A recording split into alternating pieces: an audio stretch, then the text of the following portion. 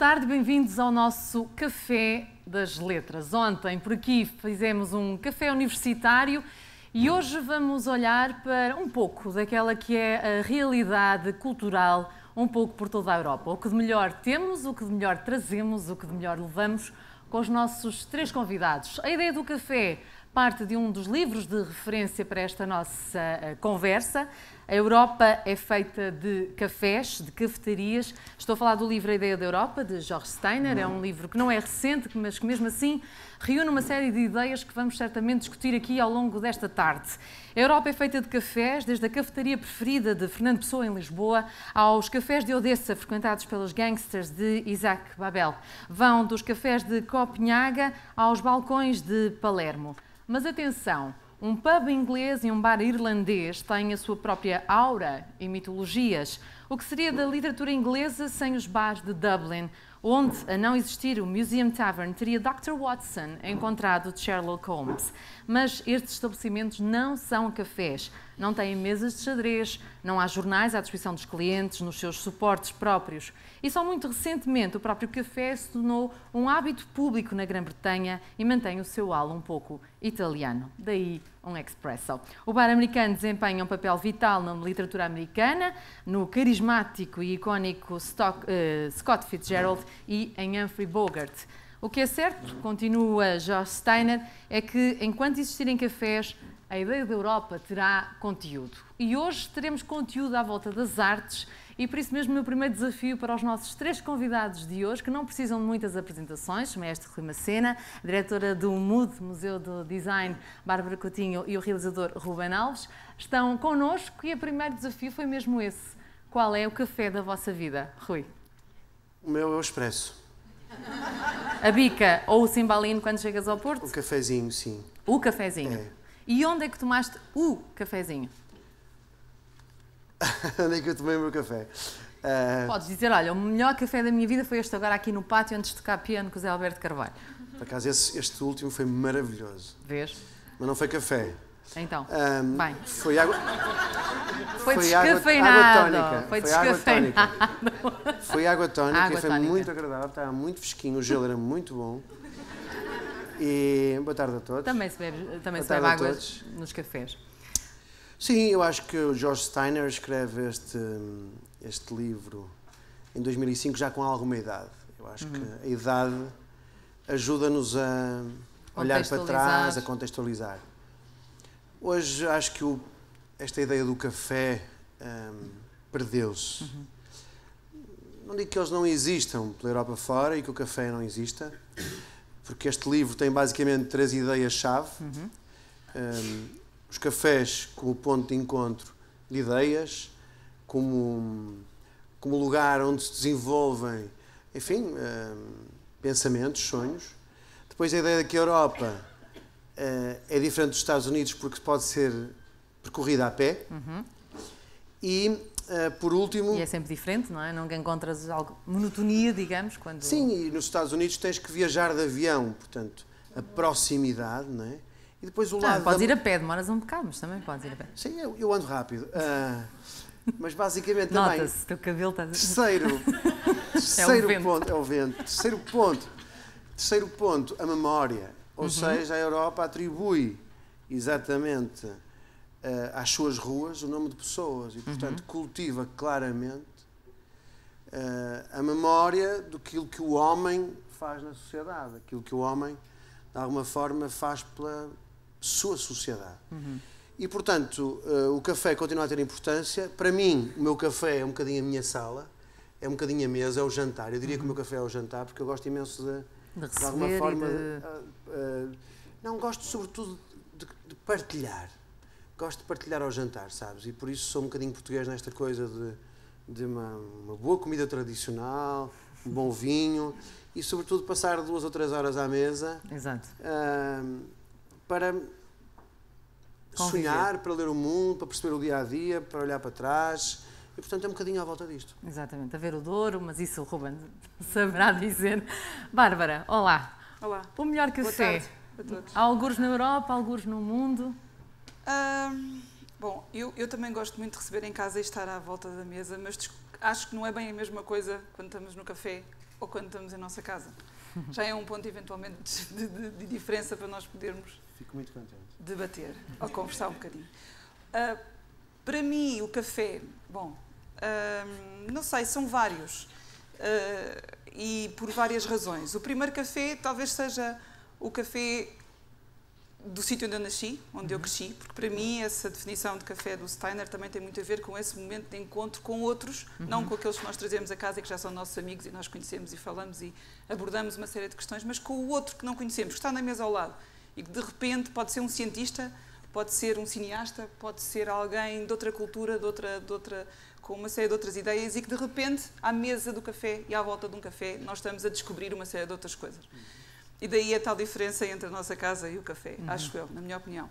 E, portanto, o café para mim, o café do sítio onde eu nasci em Lisboa, mas vivi muitos anos na Costa de Caparica, e havia um café fantástico, aqueles cafés que todos nós certamente já temos como referência, que era o café Costa Nova, e que era um café lindo, daqueles cafés onde, infelizmente, vão faltando, porque o nosso património arquitetónico continua a não ser preservado como devia ser, e que era um café de mesas de madeira e de aço tubular, com um balcão lindo, comprido, cheio de bolos, coisas fantásticas que todos nós gostaríamos de provar, e que era um espaço de tertúlia, de conversa e de estar.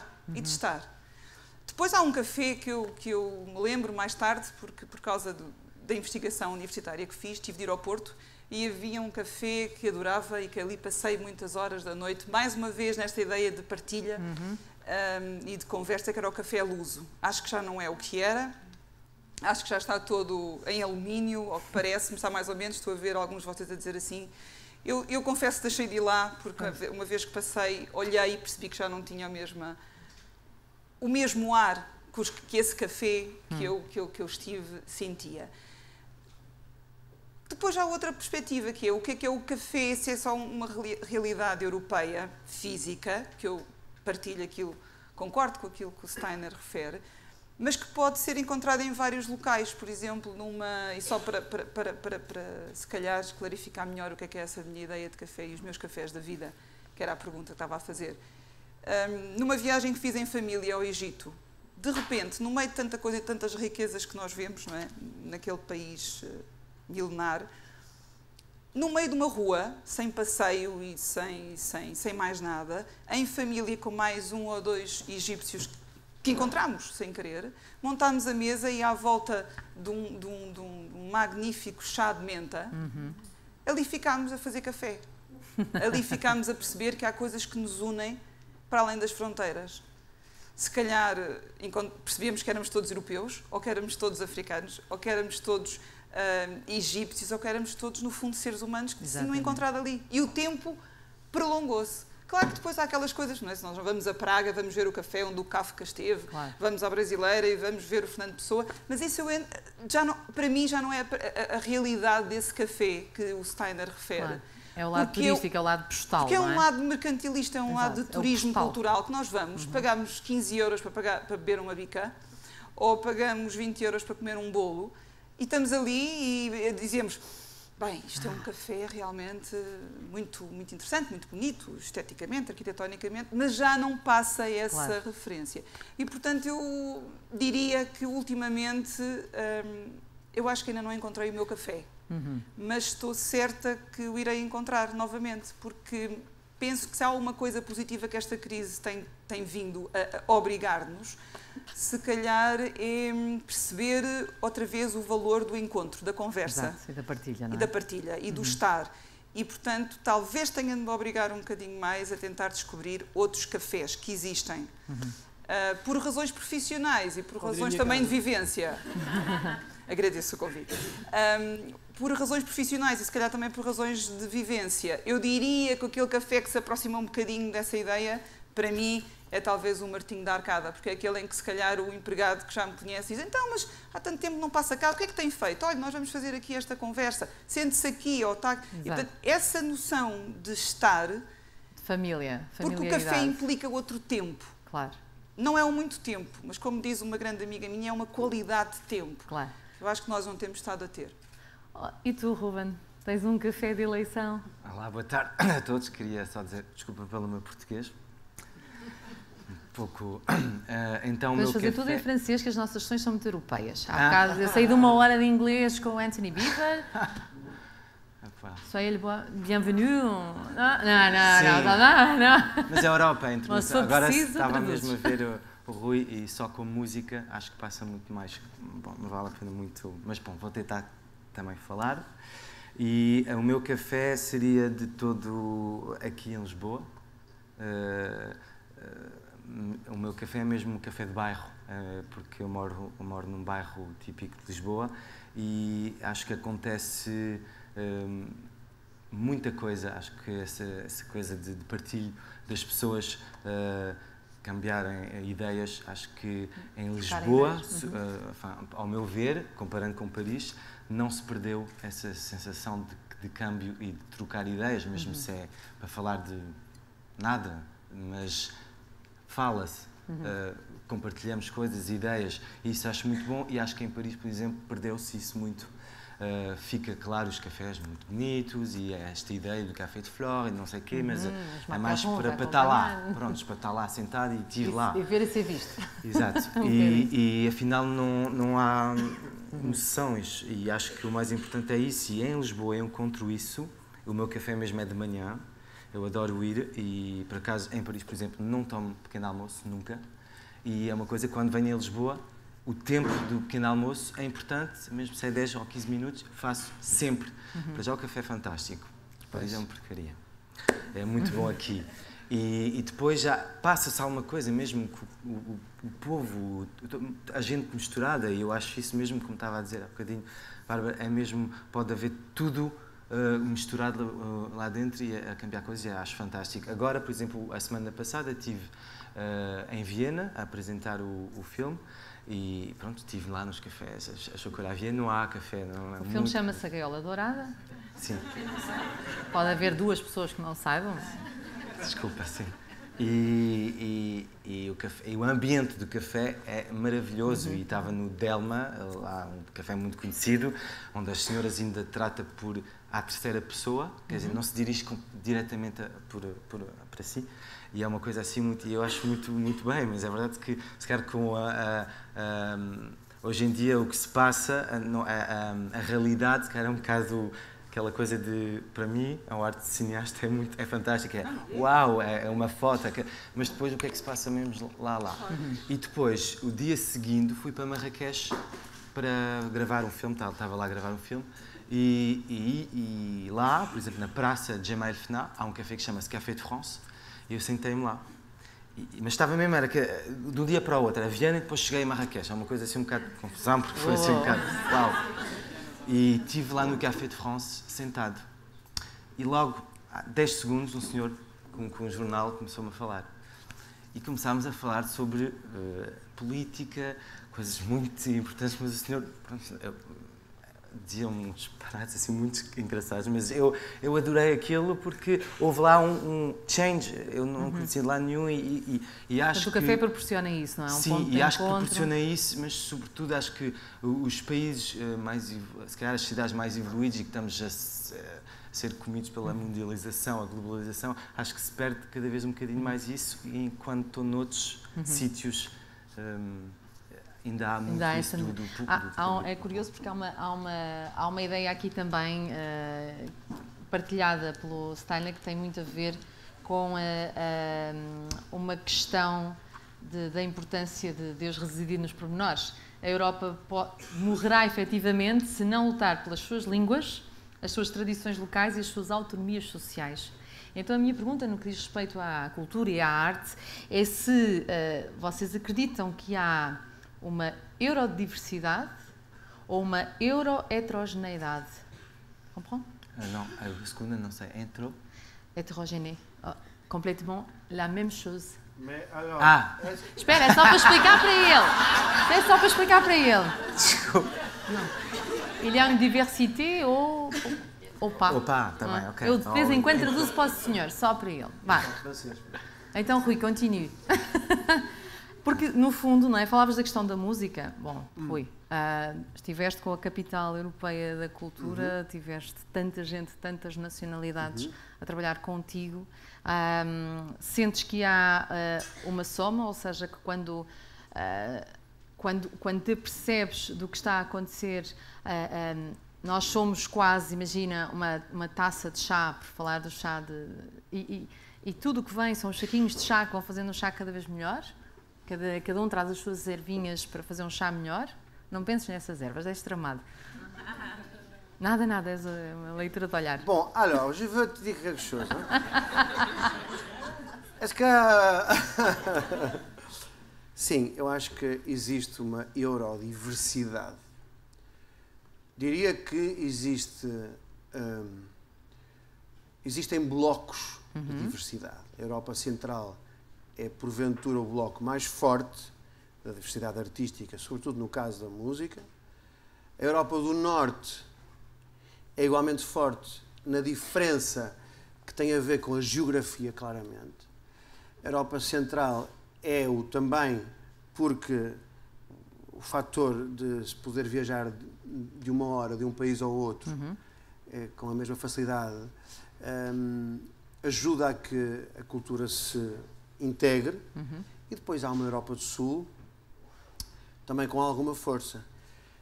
A diversidade está diluída, porque hoje, como dizia muito bem o meu caro amigo Lipovetsky, que vai estar dia 17 na SPA. Hoje há o fenómeno da cultura mundo. Nós hoje comunicamos todos no mesmo plano. E, portanto, seja em Arganil, Paris ou outra cidade qualquer do mundo, o plano em que comunicamos o que fazemos é igual para todos. E essa é a verdadeira democracia. Quanto à diversidade artística, ela existe um bocadinho cada vez menos.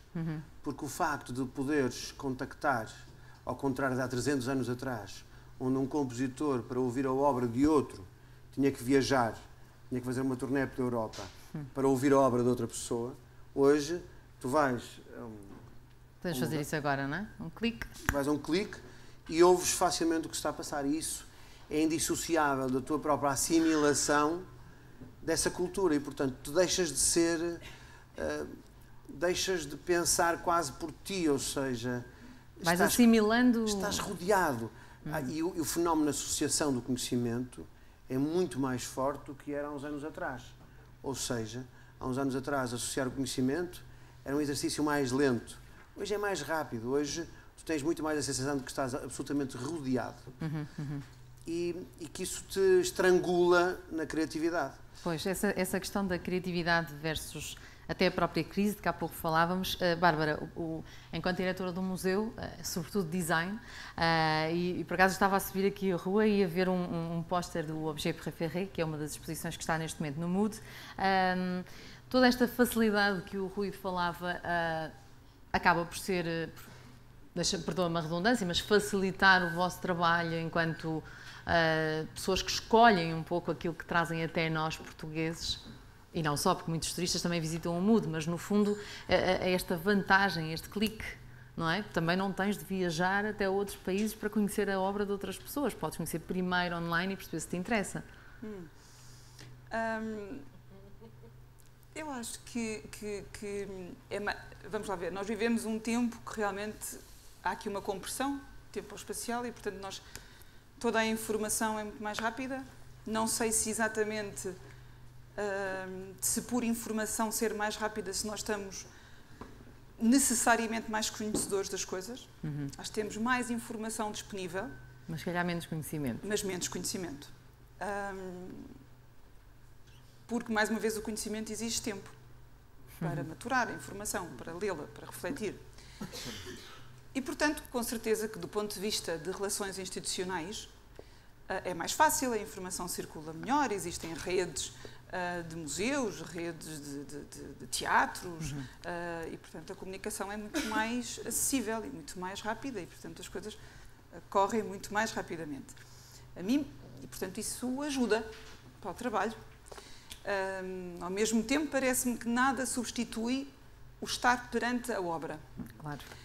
E isso também é uma discussão antiga, mas, enfim, O que é isso estar perante a obra? Porque se eu for ao Louvre e olhar para a Mona Lisa, eu não vejo a Mona Lisa, porque eu vejo imensos japoneses e alemães e espanhóis a tirar fotografias e fotografias e fotografias.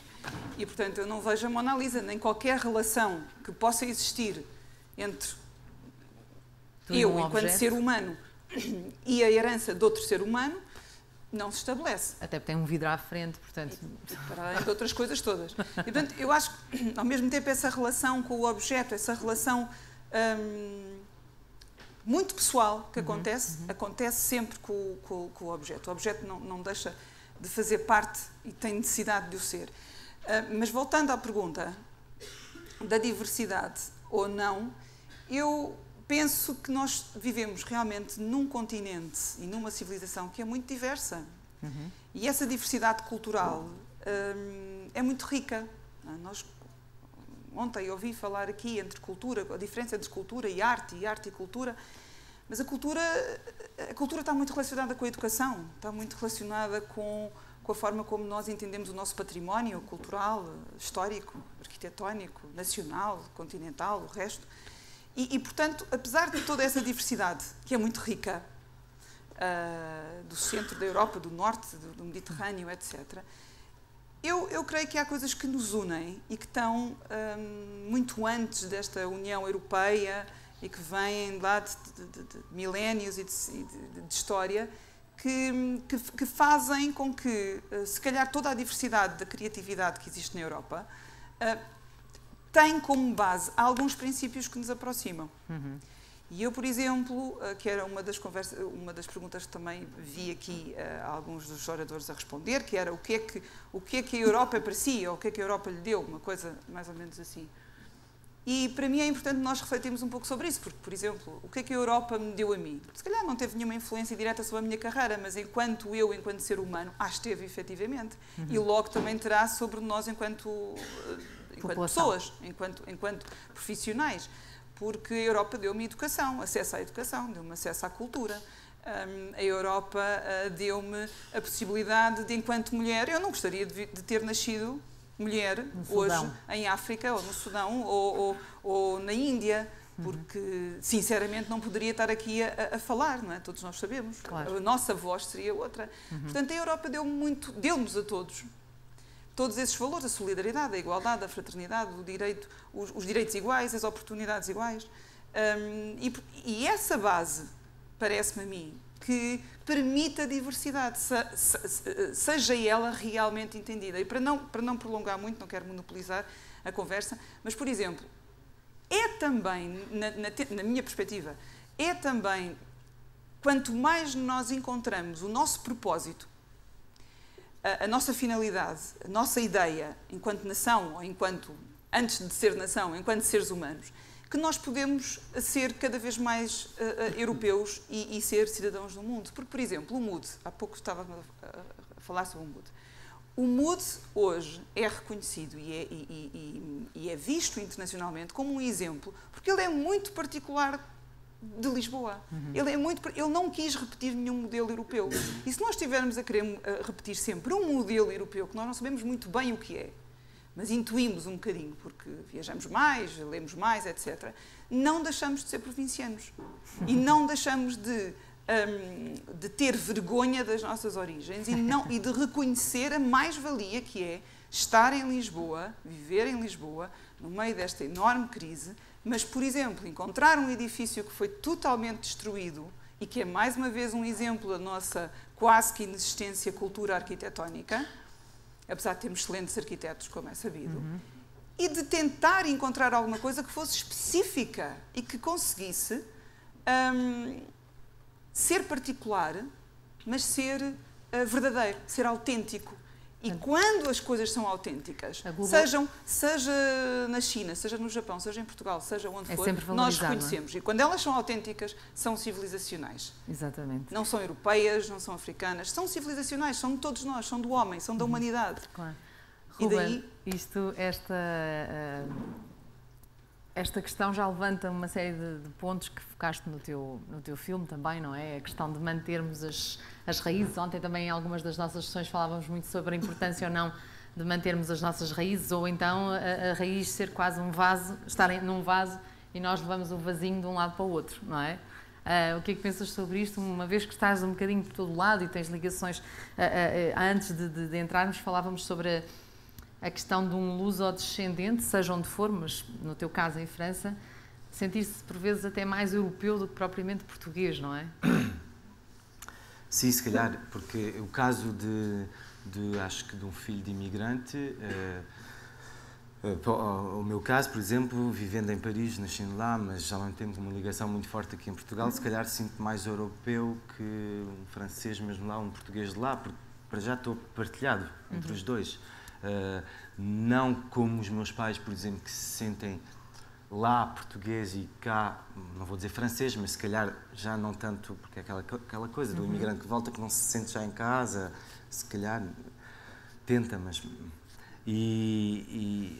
eu propriamente sinto-me se calhar mais europeu, mas sobretudo quando estou fora da Europa. Quando chegas a Marrocos, por exemplo. Exatamente, fora da Europa, sinto-me profundamente europeu, por causa que estávamos a dizer há bocadinho, de democracia, da cultura, porque eu acho que o que une mesmo a Europa é a cultura.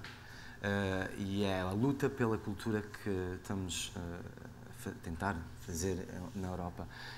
Mas só para responder mais ou menos à pergunta de diversidade, acho que sobretudo no que eu conheço, nos filmes ou no cinema, a diversidade se calhar é mais importante fora, porque acho que na Europa estamos numa, como é que é dizer, numa realidade, assim, um conforto que se calhar não nos damos muitas vezes conta. E quando fora o cinema asiático, oriental.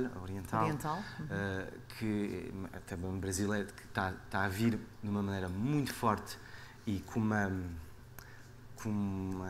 maneira, um power, uma coisa diferente. Acho que isso traduz pela luta deles fora, de que o nosso conforto europeu se calhar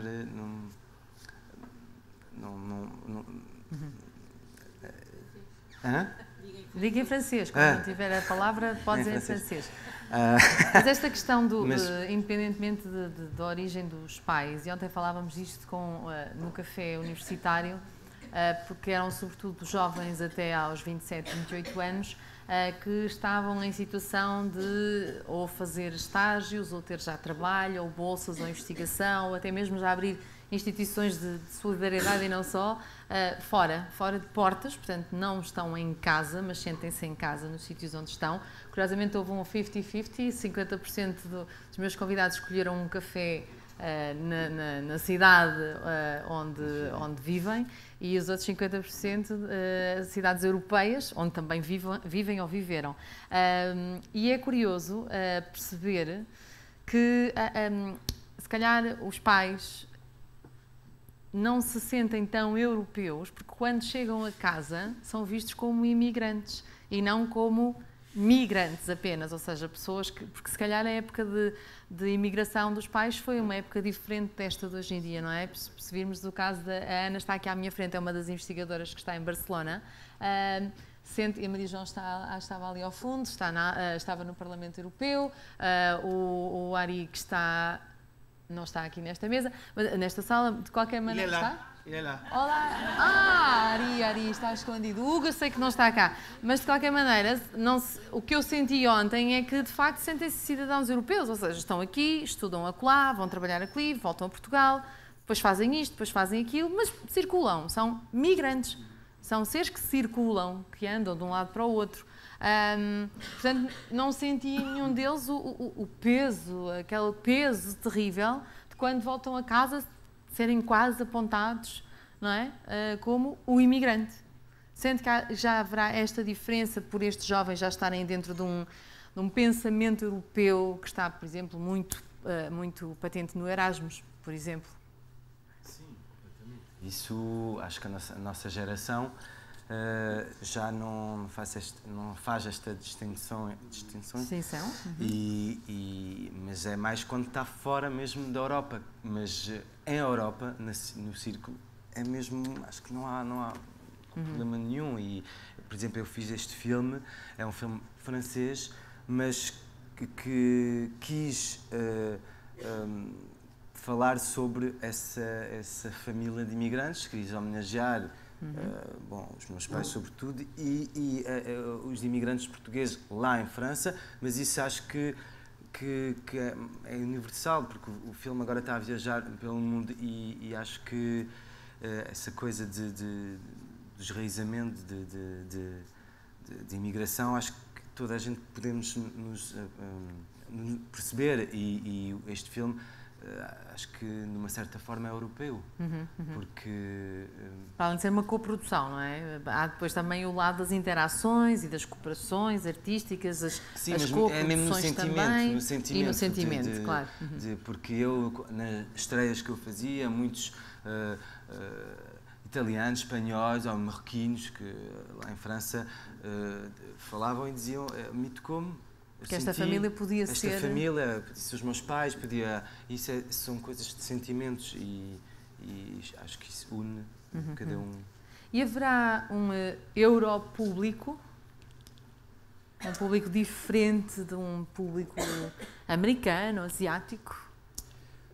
Deixa-me só meter aqui uma pequena palavra em relação à imigração ou migração, como quer chamar, porque tem a ver também com o fenómeno que foram os anos 70 e 80 e com o fenómeno de hoje. Nós hoje partimos para fora com qualificações muito superiores a um nível das pessoas que estão nesses países e, porventura, acima. Acima, por vezes. E, portanto, isso faz com que o fenómeno mude completamente de morfologia, de forma a que, quando chegamos, passamos a pertencer aos quadros daqueles países.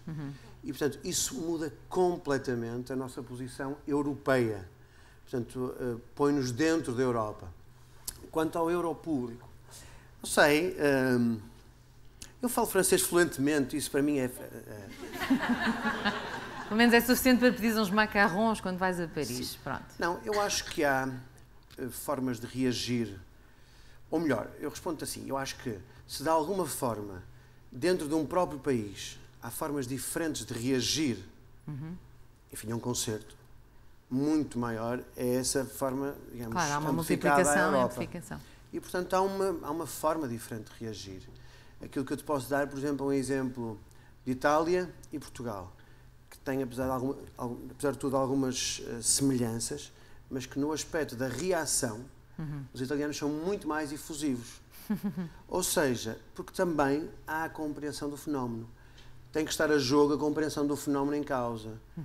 Não sei nas áreas da Bárbara e do Ruben, mas na minha área, a compreensão e a tradição do fenómeno musical em Itália é tão maior do que em Portugal, que a Bárbara dizia, tão maior não é? que em Portugal, que faz com que um italiano, de alguma forma, receba e sinta as funções de músico, de diretor de orquestra, a função da minha área... Como verdadeiras e não part-time, sim, um hobby. Como muito maiores. E, portanto, a sua reação, a componente que a música tem na vida dessas pessoas é muito maior do que a que tem em Portugal. Portanto, não te fazem aquela pergunta lá fora, maestro, sim, mas trabalha em quê, não é? Sim, não. Às Agora vezes... já não. Em Portugal também já não. Eu acho que Portugal, apesar de tudo, também cresceu nesse sentido. Sendo que a diferença é que a Itália tem muitos anos, tem centenas de anos de tradição e, portanto, as pessoas convivem com a música de uma forma muito natural. Portugal tem meia dúzia de compositores que são mais ou menos conhecidos, mas se eu te pedir para tu cantares algum compositor desses, não conheces? Conheces? Dificilmente. Digo-te, a metáfora para Portugal, sim, não é sim, para ti. Sim. Não conheces, enquanto numa escola de Áustria, canta-se o Strauss na escola. O nosso malhão, ó malhão, malhão, que vida é tua? Não, exatamente. É cantado. Não a todos. É comer e beber. É cantado na Áustria.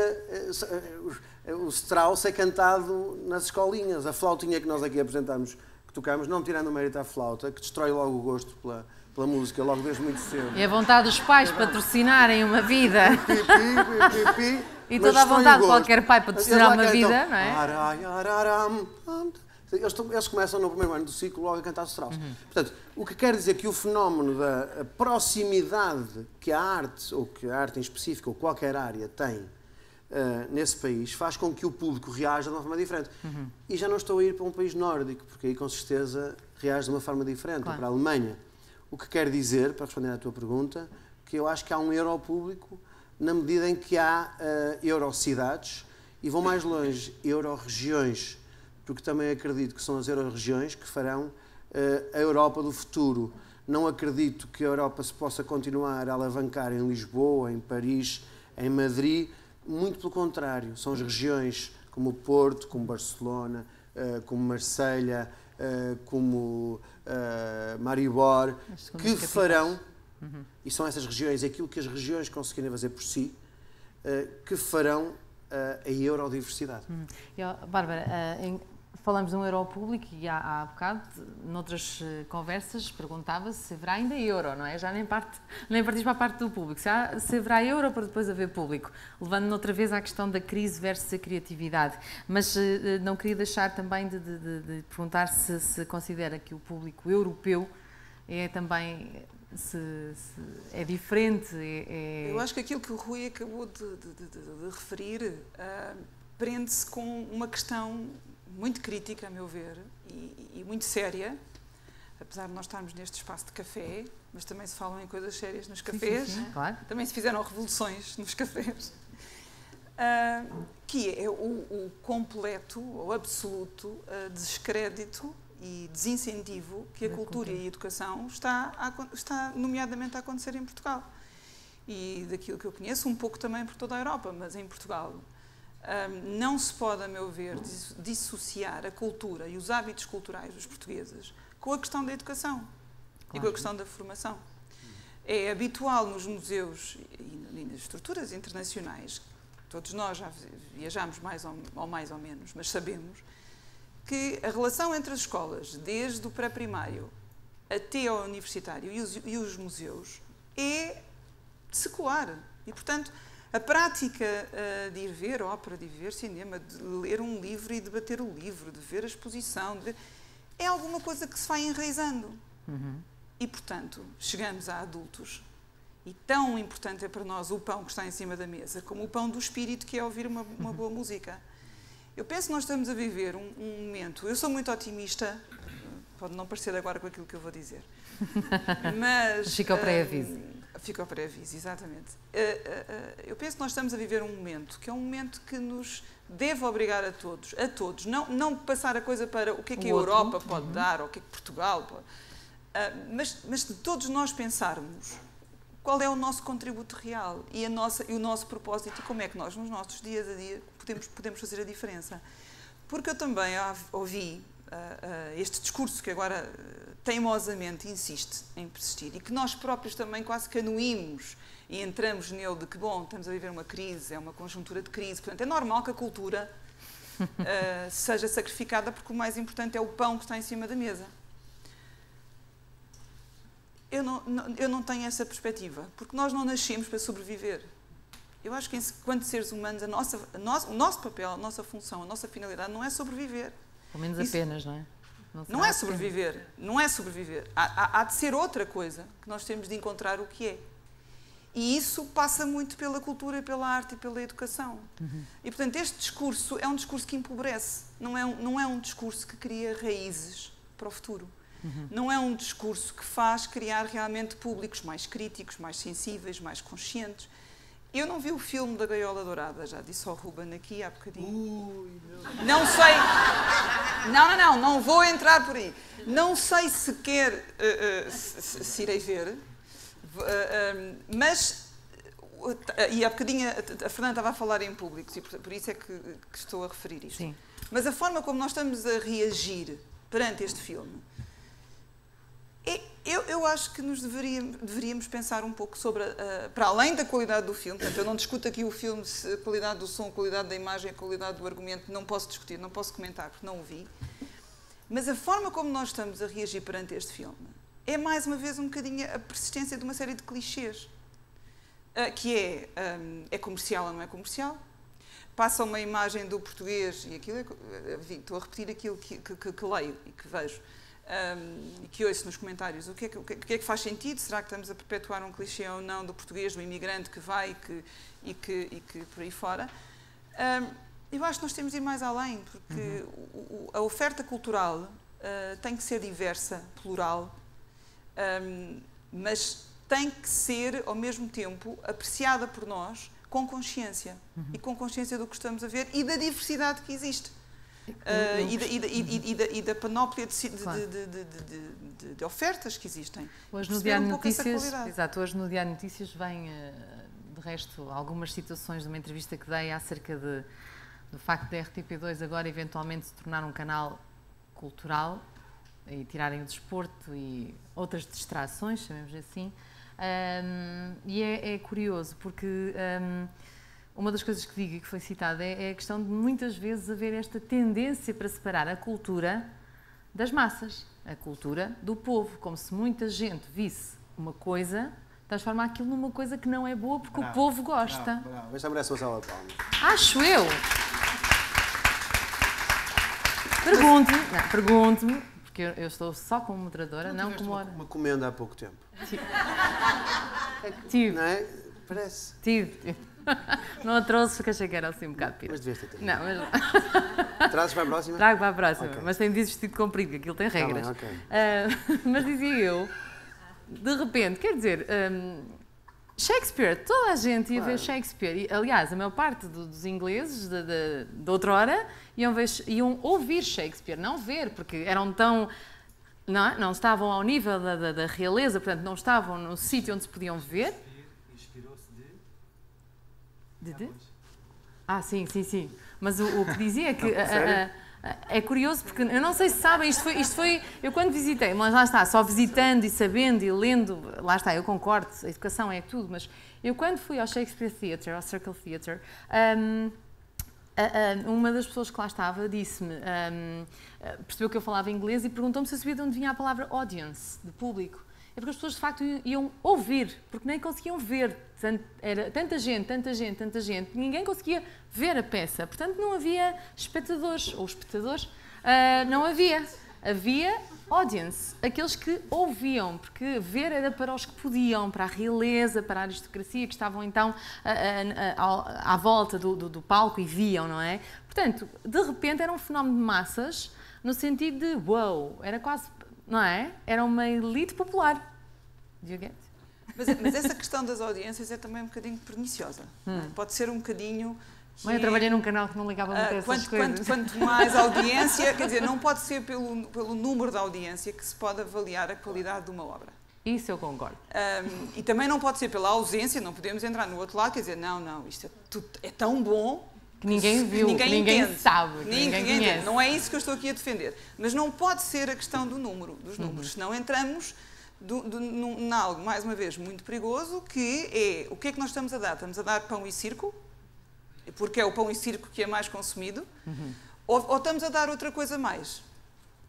E isso, deixem-me só dizer uma coisa e citar aqui também do Steiner, que é do livro, que é uma das frases que eu gostava de partilhar convosco para nós pensarmos sobre isto, que é, as coisas estão todas interligadas, quer dizer, quando nós temos um serviço público, que é a RTP, já não estou para falar das outras estações privadas, que, em vez de, se calhar, fazer de uma forma muito mais diferente, muito mais jovem, muito mais próxima do público, programas sobre o Shakespeare, o Goethe, o Beethoven, uma série de coisas que fazem parte da cultura europeia e que, se forem apresentadas ao público de uma determinada forma... Como o Vilaré fazia, ou como o Hermano Saraiva também fazia... Exatamente. Apesar de eu não identificar muitas vezes com algumas coisas, mas percebo que ele fez ele prestou um papel à história que, se calhar, muitos outros historiadores não o estão a fazer. Em vez disso acontecer, nós estamos a criar programas, uns atrás dos outros, de imitação. Tentar ver quem é que imita melhor a dançar, quem é que imita melhor a cantar, quem é que imita... Qualquer dia somos um país de imitadores. Criatividade... Zero. E, portanto... E isso em todo lado. Em toda. todo lado. Mas, portanto, há uma certa massificação que destrói a real criatividade. Que ela existe. Mas ontem, por acaso, algures no corredor ou ali no lounge, houve alguém que disse que a questão do filme, isto porque o teu filme ontem foi abordado em várias mesas, não tinha nada a ver, mas foi abordado em várias mesas. E aí uma pessoa dizia, olha, pelo menos conseguiu que os meus pais já não iam ao cinema há 10 ou 15 anos, saíssem de casa para ir ao cinema. Porque já nem sequer acreditavam que valesse a pena ir ver um filme português, falar em português. Não sei se tens essa percepção, Ruben. Para mim é o mais importante de tudo, tirando, pronto, pode haver polémicas, como estava a falar, justamente aquela coisa, se calhar, do português de começar a dizer, então, mas isso é assim ou é assim, Bom, o mais importante acho que é receber a emoção de qualquer obra de arte e o mais importante para mim é que o público está a ir interessar-se, a mexer-se de casa em termos de crise, para ir ver qualquer coisa que lhes toca ou não, mas que, pelo menos vão. E as pessoas que nunca foram ao cinema ou que não foram há muito tempo e que me vêm dizer adorei mesmo, nunca fui ao cinema, e isso para mim toca-me muito, muito mais que o resto todo. E eu acho que em termos agora de crise, acho que nos momentos de crise é que somos muito mais eficazes na criatividade. E isso, pronto, é só para dizer há bocadinho, porque realmente... Eu queria dizer qualquer coisa sobre a Gaiola Dourada. Dizer outra coisa sobre Oui, mas depois lhe digo, hein? Tu vês? A Gaiola Dourada, vou tentar expressar-me que não é fácil. A Gaiola Dourada... Eu prometi que isto não era um debate sobre a gaiola. Não, mas eu quero dizer, estamos a falar sobre ela, portanto, queria só dizer... Estamos a falar sobre o facto de ele ter um filme que chega ao público. Desculpa lá, agora posso falar... Olha... Moderador, orador... Mas podes, diz. É que eu quero... Nós temos que dar 10 minutos ao público para fazer perguntas. Então vá. A insegurança é o que faz com que as pessoas que veem um filme chegar a muita gente o façam ter que viver ao Ruben Alves com este fardo toda a vida. Porque nós somos um país pequeno. E quem faz alguma coisa que não está instituída, porque o nosso país... Tipo um sapato cheio de panelas, não é? O nosso país está instituído em 4, 5 ou 6 instituições grandes. Portanto, essas instituições criam produtos, criam uma marca. Tudo o resto não pode crescer. Claro. Pronto. O Ruben fez um filme que tirou os portugueses da gaiola, mas tirou uma coisa muito mais importante da gaiola, tirou aquilo que se chama preconceito ou complexo. O Ruben assumiu a origem familiar e assumiu a sua existência criativa. Portanto, é disto que estamos a falar. Aquilo que é o meio e aquilo que as pessoas dizem é de sumenos importância, por uma razão. E ele vai ter que lidar com isso. E isso, se ele não tiver força suficiente, nunca mais volta a fazer um filme destes. Porque ele só fez este filme, eu disse-lhe quando eu conhecia há bocadinho, eu não conhecia o Ruben, ele só fez este filme porque vive em França. Porque se ele tivesse que sobreviver do sistema do cinema em Portugal, que eu conheço muito mal, ele não faria este filme. Portanto, a dificuldade está no nosso país, no nosso retângulo, como é que se dão passos criativos de existência, sem preconceitos, assumindo as nossas raízes, sejam elas de que ordem for, e o possamos pôr num produto artístico, criativo, e que, sobretudo, e como ele disse muito bem, toquem as pessoas. Porque eu, quando estava no cinema, e fui ver com a minha pipoquinha e com a Coca-Cola, que adoro aquele barulhinho à beira do filme. Quem diria? Começar a levar pipocas para os teus concertos. Não, olha, vou dizer uma coisa. A ver se gostas. Olha. A ver se gostas. Não me importa que leves gin tónico. Pipocas, eu vou-te buscar por uma razão, porque os meus concertos não têm colunas. E o cinema tem colunas. Portanto, o som passa muito por cima da pipoca. No concerto, o gin tónico é ótimo. Isto não é para a pipoca mais doce. Não tweetem isto mal. No gin tónico, a única coisa que pode fazer mal é o barulho do gelo. Portanto, o gin tónico aceita. E não só o fígado. O que eu queria dizer é exatamente isso. Portanto, a emoção é tudo. Ele está de parabéns por ter sido capaz de dar este passo. Parece agora um lapso freudiano terrível. Mas não liguem. Vamos ter tempo para 4 ou 5 perguntas. Esquece, depois eu digo-te lá fora. 4, 5 perguntas, o sistema é o costume. Mão no ar. 4, 5 perguntas a partir de agora. Margarida está ali. Uma. À frente da Margarida, 2. Não podem ser sobre a gaiola. Eu chamo Margarida porque é a minha colega da RTP. Mas por acaso até é sobre a gaiola. É assim. Eu sabia. Mas eu vou explicar porquê. Porque dos vários oradores, porque eu tenho a maior simpatia e admiração e respeito, talvez aquela com quem eu me tivesse identificado mais foi a diretora do MUD. A Bárbara. Gostei, a Bárbara deu-me que pensar, etc. Mas não, gostava que explicasse melhor porque é que fez questão em frisar que, além de não ter visto, não faz questão de ir ver a Gaiola Dourada. Eu fui, gostei, conheço muita gente que quer ir ver outra vez e até acho que... Disse, talvez não vá ver. Talvez não vá Pronto, mas ver, eu gostava sim. que a Bárbara há de ter um motivo e eu queria que explicasse, estou curiosa, não estou a fazer um juízo de valor. Sim. E por outro lado, até além de tudo mais que se tem dito da representação, da realização, de tudo isso, eu acho que até são os próprios imigrantes ou lusodescendentes a fazer a sua própria história. Não são os outros, não estão a ser... não há nenhuma entidade superior a falar sobre os imigrantes. Portanto, Bárbara, fiquei curiosa e gostava de saber, porque não pode ser por aquilo que disse o Rui Macena, por sermos um país pequeno e quando alguém sai do mainstream é logo atrocidade e etc. Eu respondo. Obrigada, Posso responder Margarida. já? Sim. Depois passar ali para a frente. Bom, não tem a ver com essas razões de até fico muito contente e congratulo-me muito com o sucesso de outros portugueses e, portanto, acho que espero que o Ruben continue a fazer mais filmes, melhores filmes e que tenha uma longa carreira. E, portanto, eu acho que qualquer português que se afirme em termos nacionais ou internacionais é bem-vindo e devíamos repetir e dar cada trabalho vez a existir atores mais. portugueses também.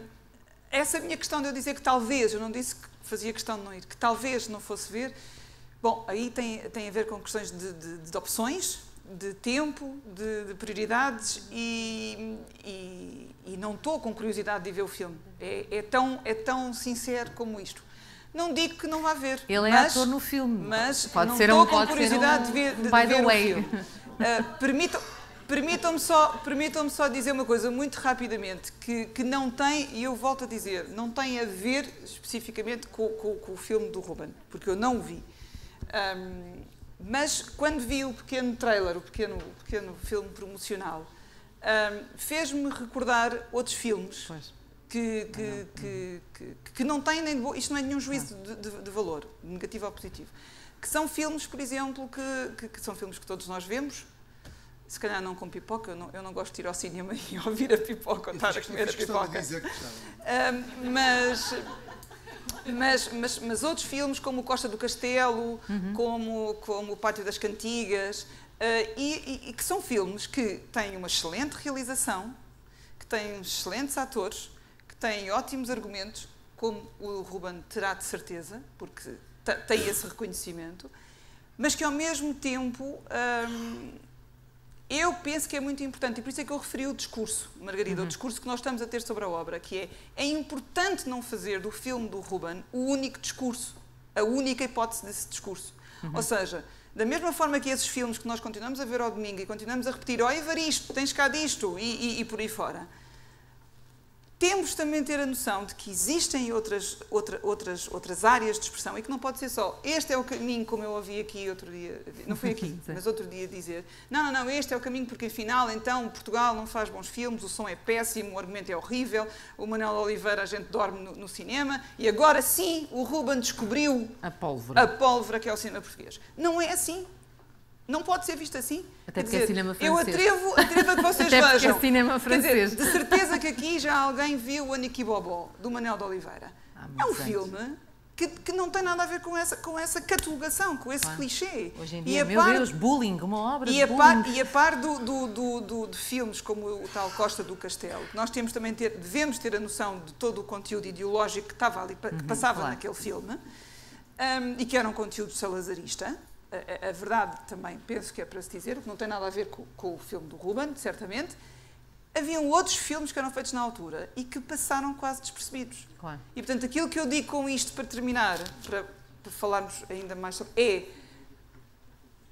custa-me um pouco esta catalogação que nós temos, esta facilidade de pôr em clichês e dizer, não, agora esta é a solução, olha, o resto... Mas isso eventualmente, e só para colmatar... Tal como o contrário, tal como o o contrário cinema também agora, não cinema aceito. português é by Ruben Alves, design e obras contemporâneas é powered by Joana Vasconcelos, tudo o que é... Se ela ouvir dizer que é design... Pois, eu sei, mas é mais problemas. como a arquitetura é só o Cisa Vieira, ou seja, e a literatura necessariamente é só o nosso Saramago, portanto, são os expoentes, não? Só queria dizer só uma coisinha aqui. Também não viste o filme. Estava de o ver. Ela dois. Não, mas além disso tudo, acho que o mais importante é ter espaço para ter tudo. Claro. Sim. E eu não tenho nenhuma pretensão, não tinha nenhuma pretensão a fazer filme, a mudar qualquer que seja coisa de maneira de pensar, ao cinema português, para já é um filme que eu fiz em França, com a minha alma portuguesa. Mas eu fiz este filme, era pessoal, é um filme de autor, mas eu pensei no público, porque eu acho que o cinema tem que se pensar também no público. Quem vai ver? E senão, então, vamos para um museu e é um retrato, é um filme que passa no museu, ou eu penso no público. E então acho que pode haver lugar para todos. Eu adoro filme de autores, adoro, também gosto de filmes comerciais. E acho que a diversidade é muito importante. E eu fico um bocado triste em Portugal não ter essa diversidade no cinema. E é tudo. Porque quando está a falar sobre os filmes para dizer, estamos a falar dos anos 40. E de 40 a 2000. O que é que se passou? Há muita coisa. Há muita coisa e há muita história mas do é cinema verdade que há muita que coisa. nós devíamos conhecer. Mas é verdade. Há muita Porque coisa e também há em boa França, coisa. E em todo lado há muita coisa que fica desaparecida e que é lindíssimo, que é muito bom. Mas então, será que é o sistema que não está bom? Para ir levar as pessoas... Porque as pessoas não são pargas, o claro público não é pargo. Deixem Claro que só, não. o público não é parvo, Mas está o aqui para público fazer não é parvo perguntas e eu- temos ali perguntas. Acho que é uma maneira de... Ai, usar agora, coisas, agora. não é? A segunda pessoa a pôr a isso mão acho lá que foi é este senhor e eu não sei se vamos ter tempo para mais perguntas, pelo menos em direto, que não quer dizer que não Boa continuemos tarde, a seguir. Marcelo Rafael. A minha pergunta era para cada um dos oradores, se me pudessem sintetizar numa frase a vossa definição de arte. Arte na Europa, já agora? Arte geral, acho Ok. que... 1 minuto para cada um, precisamente. Depois podemos continuar. Há mais alguma coisa nesta sala? Depois o Gonçalo tem que dizer assim. Mas não vamos ter tempo, portanto, vamos lá. Arte, temos 1 minuto. Não é uma frase, é uma palavra, é emoção. Definição de arte. A definição. Uma palavra para definir arte ou uma emoção? Bom, já disse, emoção. Emoção. Para mim a arte é emoção. Bárbara, tem alguma definição? Só uma palavra? Só uma palavra? Espiritualidade. Bom, então eu vou usar. Então é a minha agora a deixa para usar a frase do Steiner. É a minha deixa para dizer que eu gostava de ter escrito esta frase do Steiner. Se calhar não escrevia assim, mas escrevi de outra maneira. É isto que ele diz, ele cita o Trotsky e diz que uma das coisas que caracteriza a Europa é que o homem comum poder acreditar que pode seguir as pisadas de um Aristóteles ou de um Goethe. E dizer mais à frente que deveríamos regressar à convicção de que a vida não refletida não é efetivamente digna de ser vivida. Eu acho que esta questão da reflexão sobre a vida e esta capacidade que a arte dá de todos nós acreditarmos e fazermos para que não sejamos Aristóteles ou Goethe, mas se calhar tentar chegar lá. E isso para mim é arte, por isso ligar à espiritualidade. Rui. Eu acho que é a possibilidade que o homem tem de se expressar interiormente no que quer fazer, do que quer pensar, o que quer sentir. Uma palavra só, vou para a emoção também. 1 minuto e havia uma pergunta ali atrás. Eu queria pegar outra vez na Gaiola Dourada não sei se vou deixar. Porque fui ver o filme, gostei do filme e acho que o importante na Gaiola Dourada, julgo eu, mais do que propriamente, se calhar, as intenções do próprio Ruben, neste caso, como fenómeno social, isso interessa-me mais, é pensar na recepção dessa obra de arte, não é? Dessa obra, não é? Porque e pegando agora na própria ideia de obra aberta, não é?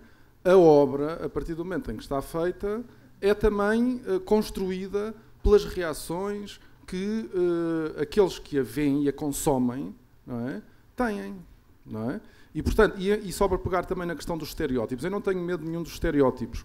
Acho, aliás, e a doutora Bárbara falou da imitação, a imitação é o primeiro passo para a criatividade. Sem imitação não há criatividade. Primeiro, nós temos que aprender a imitar, não é? E, portanto, estar obcecado com os estereótipos e com a imitação, eu julgo que revela uma certa insegurança até relativamente na sua relação com a própria cultura.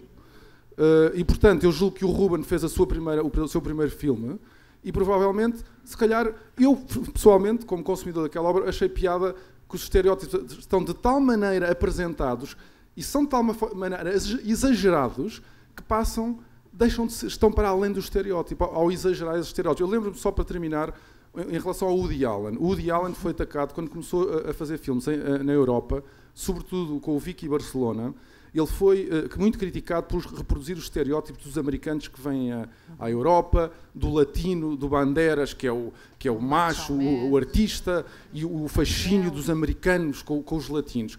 E fizeram-lhe essa pergunta: porquê que o Woody Allen, quando vem fazer filmes à Europa, parece que os seus filmes são uma espécie de roteiros turísticos? E ele disse: pois claro, mas eu sou um turista na Europa, eu não conheço a sociedade europeia, portanto eu vou reproduzir, o meu olhar vai ser o olhar de um turista. E eu julgo que isso, como ponto de partida para refletir, é bastante interessante. Muito portanto, bem. não era se calhar bem uma pergunta, mas era mais uma... Uma nota, eu não sei, está ali o meu mentor de realização. Vamos fazer assim, eu vou subverter completamente. Eu sei que a partir deste momento já não temos mais nem um segundo para... Temos? Temos mais um? Temos, que bom, pronto. Obrigada pelo comentário. E a pergunta que vinha aqui da frente, por favor, e havia mais... Sim, comece por aí. É porque nós como só temos, é só para explicar, nós já devíamos ter acabado, mas há um coffee break, podemos entrar um bocadinho pelo coffee break. Olá, desculpa. Boa tarde. Eu queria só, muito resumidamente, há muito pouco tempo, houve uma entrevista do mestre Vitorino de Almeida que disse que os nossos políticos, ou os mais, não jovens, mas os mais recentes, não são suficientemente cultos. Sério? Na minha área, eu sou ator, tenho uma companhia formada há 3 anos, em Cascais.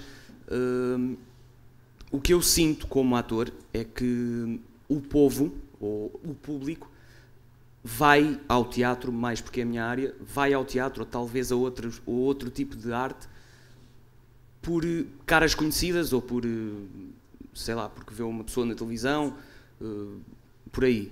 O que eu queria saber, assim muito resumidamente, é se acham que é uma culpa mais do público ou uma culpa mais superior dos políticos que estão neste momento. Mas acha que são os políticos que dizem às pessoas: vais a esta, não vais àquela? Não, ou mas não acho que... Fica só a ver novela e telefonar para o 760 à espera de ganhar 200 mil euros? Não, claro que não. Eu acho é que, comparado com outras culturas europeias, nós, por exemplo... Ou seja, está no sentido de não patrocinar, entre aspas, a tal educação para a cultura, como a Bárbara falava há pouco, será por aí? Não percebi. No sentido, quando fala da culpabilização do Estado, a minha questão está a falar no sentido de dizermos que o Estado teria alguma responsabilidade, uma cota parte de responsabilidade, no sentido de, quando temos contacto com a música, eu também fiquei transtornada com a história da flauta. Aquilo correu mal logo nos primeiros 3, 4 acordes, nunca mais peguei naquilo, como é óbvio, claro. Não é? Portanto, é nesse sentido, porque não me parece que culpar os outros, o Estado, não é? Não, eu não quero culpar o Estado. A única coisa que eu quero mesmo saber é se... Lá está, os cortes são quase sempre na cultura. Isto, eu sinceramente penso que nós não podemos continuar a acreditar e a perpetuar esse discurso de que naturalmente os cortes estão na cultura. Porque se os cortes forem na cultura e se todos nós interiorizamos que faz sentido, é um empobrecimento geral da população. É um empobrecimento civilizacional de todos nós. Portanto, e há N exemplos, nós só temos 5 minutos, não é? Mas há N exemplos em alturas absolutamente dramáticas, e só vou recordar aqui, se calhar alguns de vós saberá também, certamente. Em momentos, por exemplo, de cercos, como aconteceu no cerco em Leningrado, durante a Segunda Guerra Mundial, as pessoas, sem pão para comer, mas preservaram as pinturas. Organizaram formas, por exemplo, os cientistas, de preservar as sementes de um instituto muito importante que existia, que era o Instituto Pavlov, não o outro que nós normalmente ouvimos, é o Nikolai Pavlov, que tinha o primeiro banco de sementes. E os próprios cientistas perceberam o propósito que era a importância da sua ação de preservar as sementes para o futuro. Ora, em Espanha, durante a Guerra Civil, haviam milícias, quando Madrid estava cercada pelas forças nacionalistas. Quer dizer, se calhar o lógico era dizer, quero lá saber para as pinturas que estão no Prado. Dentro desta filosofia de que é importante o pão na mesa, mas não é tão importante o pão para o espírito. Mas houve milícias, houve grupos de pessoas que tinham especificamente como função preservar as roupas, disparate. Preservar as obras de arte, tirá-las dos sítios, revestir os monumentos. Portanto, a cultura é o que faz de nós, seres humanos, é aquilo que distingue a nossa existência dos animais, porque se nós formos só pela questão da sobrevivência, então não saímos daqui. Não vamos num sistema evolutivo em que temos o Aristóteles ou o Goethe como referência. Temos não sei muito bem o que é que temos, mas temos alguma coisa que realmente, se as nossas elites, na minha opinião, estão realmente, e eu concordo com a opinião do maestro Vitorino de Almeida, que estão cada vez, vou tentar usar uma palavra simpática, menos irrevogáveis, menos referenciais. Ou irrevogáveis, não é uma boa palavra mas as elites estão assim porque toda a sociedade está assim. Porque somos nós que elegemos as nossas elites. Claro. Eu outro dia, numa aula na faculdade, perguntei a um 4º ano de arquitetura o que é o Estado. Estava a dar o barroco, não interessa agora, e perguntei, mas o que é que... Porque percebi que os meus alunos estavam a falar em Estado, sem saber o que era o Estado. E perguntei, mas o que é o Estado? É o governo. E dali não saíam. E, portanto, isto tem a ver, mais uma vez, com a educação. Não é com patrocínio oficial do Estado, mas tem a ver com a educação, que é o Estado somos nós. O que é que nós podemos fazer pela Europa? Exatamente. O que é que nós podemos fazer por nós próprios e pelo país? E, portanto, quando nós vemos esta ideia de o Estado está fora de nós, não há hipótese. Rui. Vão ser cada vez piores e nós também. Desculpa, como é que relembra o teu nome? Eu não cheguei a dizer, Alexandre. Alexandre, deixa-me dizer-te uma coisa. A cultura não se paga a si própria. O que quer dizer que é preciso que o Estado tenha uma ideia para saber o que é que quer que a sua população seja e qual é a dimensão disso, quanto é que isso equivale em euros. O ministro Carrilho demitiu-se há uns anos por o orçamento da cultura passar para 0,7% do orçamento de Estado. Neste momento é 0,1% sem ministro. Respondendo à tua pergunta, eu acho que o passo está dos dois lados. Primeiro, nós termos a curiosidade, ou tentarmos estimular em nós a curiosidade de dar o passo, porque para ler, não chega, é preciso ir lá e ler custa, não é? Custa. Sim. Pronto. E por outro lado, é importante que as classes dirigentes, aqueles que governam, também deem o passo. Por fim, não chega a acharmos que a política é só para os políticos. A política é um ato de todos nós, somos nós que, teoricamente, podemos governar o país. E, portanto, quantos mais de nós, e com sentido crítico da vida, puderem entrar para a política, não para serem políticos, mas para ajudarem a que os políticos ouçam, em cada uma das suas áreas, ouçam melhor, compreendam melhor e modifiquem a importância de cada uma das áreas na sociedade, melhor. Obrigado. Vou ter tempo para mais uma pergunta, parece-me, e depois peço também a opinião ao Ruben. Boa tarde. Olá. A minha pergunta eventualmente será para o painel todo, mas para a Bárbara em particular. Não acham que a comunidade artística, os artistas, deveriam se aproximar um pouco mais das pessoas e simplificar um pouco mais a mensagem? Porque, a dada altura, culpa-se a sociedade de ser pouco culta, das pessoas não se interessarem. Vou dar 2 exemplos. O Rui, eu há pouco assisti já na parte do fim, Eu vou fazer umas aspas muito grandes, a brincar com o piano para uma audiência e mimicou a guitarra portuguesa no piano, coisa que eu nunca tinha visto e brilhante. Brilhante. Eu próprio nunca tinha visto. O Ruben com o seu filme aproximou mais, enfim, o cinema para quem não ia ou quem não tinha hábito de ir, e as pessoas foram mais ao cinema. Eu vou utilizar aqui vou usar o nome, o Tony Carreira. Sim. Encheu o pavilhão Atlântico como só a Madonna conseguiu encher. Portanto, a dada altura... Encheu mais vezes. Mais vezes, mais até. Portanto, a dada altura, quando a mensagem é clara e mais perto do público, as pessoas entendem. Portanto, nós não somos todos burros. Será que não haverá alguns artistas que têm que baixar 1 ou 2 tons e dizerem assim, ok, se calhar a culpa não está neles e está a nossa, porque a dada altura, eu uma vez fui ao CCB e vi um candeeiro espetado no teto e era uma exposição de arte. E eu fiquei um bocado, mas também envergonhado de perguntar o que era aquilo, porque a dada altura eu é que passava por burro. Será que não haverá aqui também uma necessidade dos ditos artistas, ou de alguma fação dos artistas, aproximar-se mais do público e tentar puxar mais pelas pessoas? Porque nós não somos todos burros, mais uma vez. Ruben, quer responder? A Bárbara já respondeu de alguma forma, é só porque o Ruben... Era a pergunta, mas... mas a Bárbara já respondeu, eu queria ouvir a opinião, porque acaba por ser também um bocadinho um resumo de algumas das coisas que a Bárbara já disse. Eu estou completamente de acordo, porque... E ao mesmo tempo, isso é tudo muito subjetivo, porque não podemos pedir a um artista, então, vá, faça isso, ou como queremos, não, isso... Como disse há bocadinho, acho que é legal para toda a gente, mas isso acho que também vem, se calhar, de uma abertura aos outros. Acho que isso é muito generosidade e passa pelo querer partilhar com o público e ser generoso ou não. Ao meu ver. Quando se senta lá a casa, qual é o teu telefone? Não, o Ruben está proibido dar um telefone aqui. Depois dá, quer dizer, desculpem meninas, mas não. Do que posso falar sobre, se calhar, o que aconteceu no cinema agora português há estes últimos tempos, parece que, se calhar, muitos realizadores divorciaram com o público. E foi mesmo um divórcio. E, como eu disse há bocadinho, há lugar para toda a gente.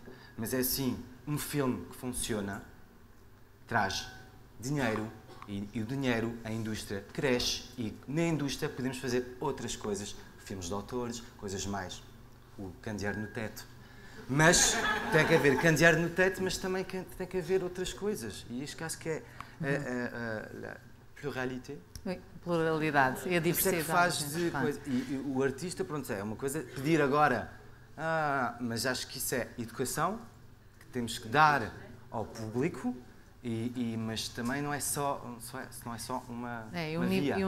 Acho que há nivelar, há uns tempos num programa sobre a questão dos miúdos gostam ou não de ler os livros, não é? Havia essa questão do o ler é difícil, o nivelar por baixo, mas quer dizer, e então, vale a pena? Começamos todos a nivelar por baixo? Meu filho lá em casa tem que ler, porque se não ler...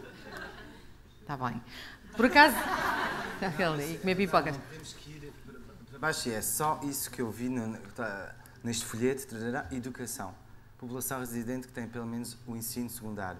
27, o último, 27 lugar, Portugal. E depois está terceiro na taxa de abandono escolar. Claro. Pronto, isso é muito a base. Só para notar, e já que estamos num ambiente um bocado de Paris, Yasmine Reza nasceu em Paris e em 94 escreveu uma peça fantástica chamada Arte. Que tem a ver com, no fundo são duas pessoas a olhar para um quadro branco com riscas brancas, se bem se lembram, isto tinha muito a ver com a história de o que é que o artista tem de fazer, não é? Eu posso só responder? Tens 9 segundos. 9 segundos. Eu acho que não. Pronto. Eu acho que a arte, acho que há duas coisas aqui. A questão da expressão artística, a expressão criativa, quando ela é autêntica, ela não deve se pautar por qualquer relação, com qualquer exigência do público. Partilho perfeitamente que há boa e má. Há coisas que são vendidas, que são gato e que são vendidas como lebre e por aí fora. Mas isso há em todas as áreas. Agora, quando a expressão é autêntica e quando ela nasce por uma necessidade intrínseca de comunicar algo, a emoção que eles dois falavam ou aquilo que eu falava que era o espírito, então não deve fazer compromissos. Porque se um Beethoven fizesse compromissos ou se um Mozart tivesse feito compromissos, nós não tínhamos tido as peças que temos hoje. E, portanto, aí eu acho que não há compromissos. Porque fazer compromissos não é compromissos com o público, é fazer compromissos com a própria alma da artista, não é? Nós somos público também. Claro. Eu sou público. Sim, mas eu faço compromisso comigo. Se ela for autêntica, a obra é autêntica para o Ruben, ele não tem que fazer compromissos com isso. Da mesma forma que agora estamos a andar entre o cinema e eu não vou agora para as estamos artes, a ir embora, temos mas, que tomar café. Pronto, então, literalmente, exatamente. Portanto, autenticidade. Generosidade. Autenticidade, generosidade, parecem palavras-chave para encerrar esta nossa conversa, que acaba mesmo quando começa o coffee break lá em cima. Até já, obrigada por estarem cá.